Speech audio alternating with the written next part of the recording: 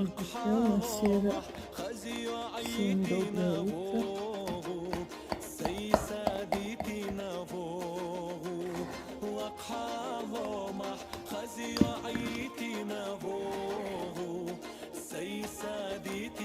Кто уже узнал, что это такое?